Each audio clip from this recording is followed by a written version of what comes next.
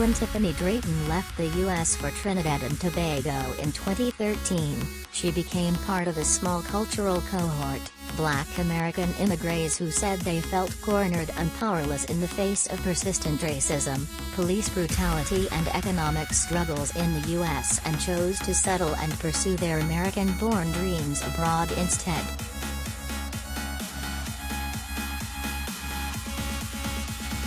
No official statistics cover these international transplants, but they span the globe.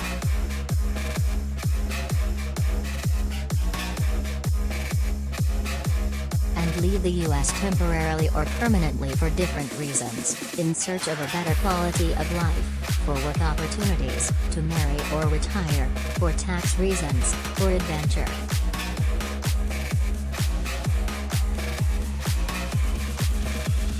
Drayton, 32, left in part because her family kept getting priced out of gentrifying neighborhoods in New Jersey. Then 17-year-old Trayvon Martin was shot and killed after buying a bag of Skittles and a can of iced tea, a tragic moment that for Drayton reinforced the lifelong challenges she faced as a Black American.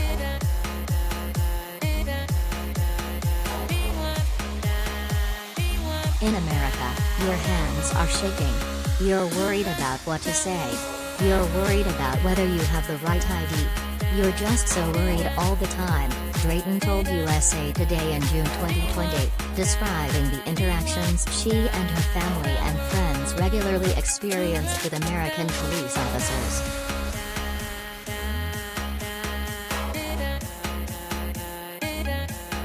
Fed up with racism, Black Americans head overseas.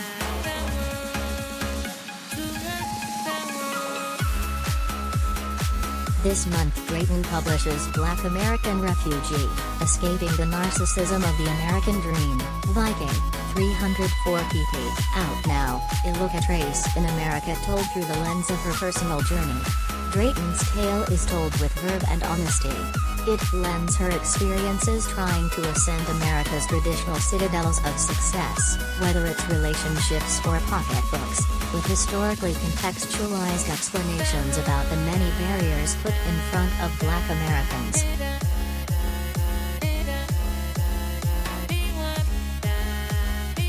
What follows is a lightly edited version of a Q&A email correspondence with the author.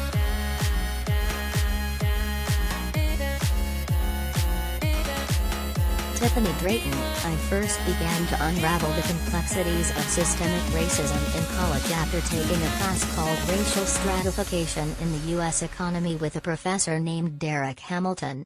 In doing so, I was finally able to enumerate the number of ways racism had negatively impacted my life and came to terms with it.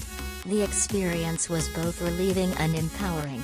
This book was my opportunity to humanize the conversation about systemic racism, while also giving others the necessary information to understand it.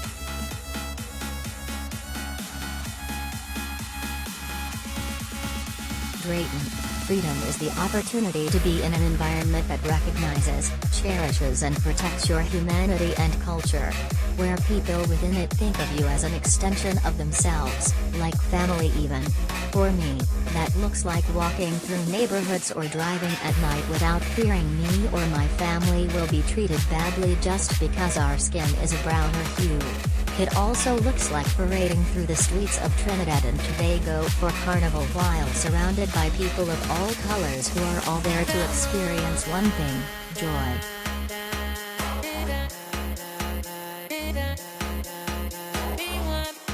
Drayton, Black Americans have one of the most powerful passports in the world.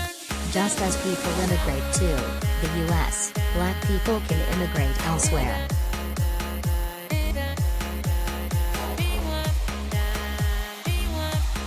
Drayton, America, and the rest of the world's colonial powers, owe reconciliatory justice to those whose lineages and lives have been ravished or destroyed by structural racism and oppression. To me, that means acknowledgement for wrongdoing written into law and history, and compensation in the form of both financial restitution and redistribution of the world's wealth and resources.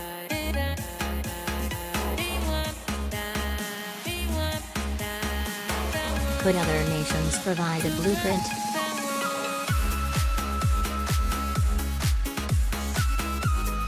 Drayton, whites are wholly responsible for dismantling systemic racism and must embrace that obligation and responsibility.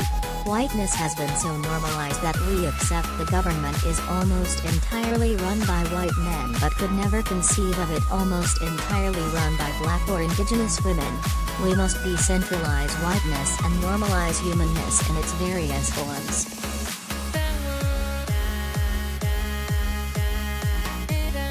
Drayton, my book offers a nuanced and critical perspective of America through the lens of a black woman.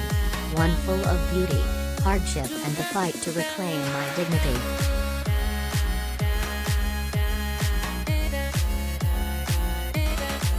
Drayton, I believe my access to America is essential for me to inspire the change I want to see ripple out through the world. I may return to America at any time but with one purpose in mind and heart, to light the flame that hopefully sets fire to the systems erected to oppress and destroy this planet and the beautiful people of every shade within it.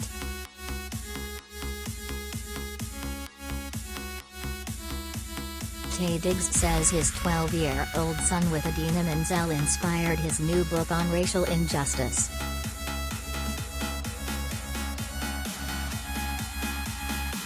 Kim Yelmgard is an international correspondent for USA Today.